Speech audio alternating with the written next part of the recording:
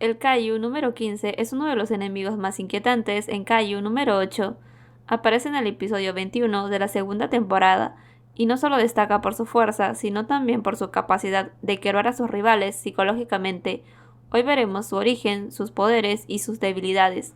Origen del Kaiju número 15. El Kaiju número 15 no surgió de manera natural, fue creado por el Kaiju número 9 con un objetivo muy claro: destruir a Kikoru Shinomiya. Lo más perturbador es que fue moldeado a partir de los recuerdos del padre de Kikoru, Isao Shinomiya, lo que lo convierte en un enemigo psicológico desde su nacimiento. Desde el inicio, el número 15 vive con la necesidad de obtener la aprobación de su creador. Esa búsqueda desesperada de reconocimiento lo convierte en un personaje trágico, un alma viviente que nunca recibe el afecto que anhela. Apariencia y forma humanoide. En su forma Kaiju, el número 15 tiene un cuerpo delgado, con aspecto femenino, con dedos alargados, sin pies visibles, rostro sin rasgos y cerebro expuestos tanto en la cabeza como en la cintura, un diseño que refuerza su rol de manipulador mental. Pero su forma más impactante es la humanoide, una copia casi exacta de Kikoru Shinomiya, aunque con cabello negro, ojos rojos, con esclerótica negra y un uniforme escolar oscuro con corbata roja. Es literalmente una versión distorsionada de Kikoru, un espejo oscuro diseñado para atormentarla. Personalidad y conflicto interno. El Kaiju número 15 es cruel, arrogante y disfruta atormentando a sus enemigos. Sin embargo, tras esa fachada sádica hay una enorme fragilidad: su obsesión por ser reconocido por el número 9. Cuando descubre que su creador lo ve solo como un instrumento y no como un ser con sentimientos, se desmorona internamente. Su necesidad de aprobación es su mayor motor y también su mayor debilidad. Poderes y habilidades. El Kaiju número 15 es un Dai Kaiju de clase extrema, con un nivel de fortaleza de 9.0. No estamos hablando de un simple monstruo destructor. Su poder es tan abrumador que puede aniquilar a varios oficiales de la fuerza de defensa en cuestión de segundos, sin apenas esfuerzo. Incluso es capaz de enfrentarse de tú a tú contra usuarios expertos de las armas numeradas, algo que muy pocos Kaijus pueden lograr. 2. Puede transformar su cuerpo en armas, como hachas o lanzas, y se regenera tras recibir daños. 3. Posee una fuerza y velocidad sobrehumanas, lo que lo convierte en un rival letal en combate físico. 4. Posee ataques de energía, es capaz de lanzar rayos destructivos contra grandes grupos. 5. Posee un poder psicológico, el cual sea su arma más peligrosa. Puede invadir recuerdos, inducir ilusiones y usar los traumas más profundos de sus rivales en su contra,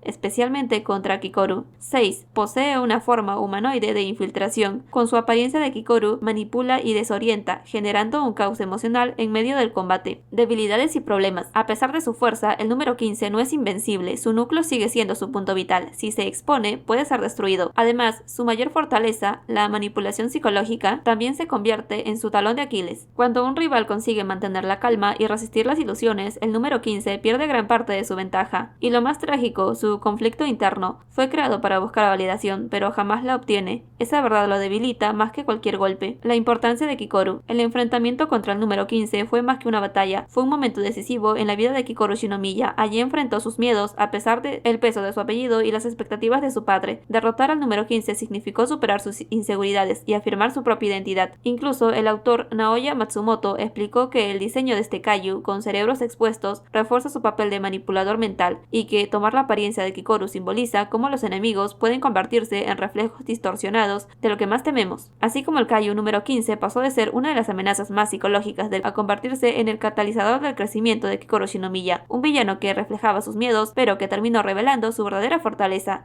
¿Y tú crees que el Kaiju número 15 fue uno de los villanos más interesantes de la serie? Si te gustó el video, déjame tu like y comenta.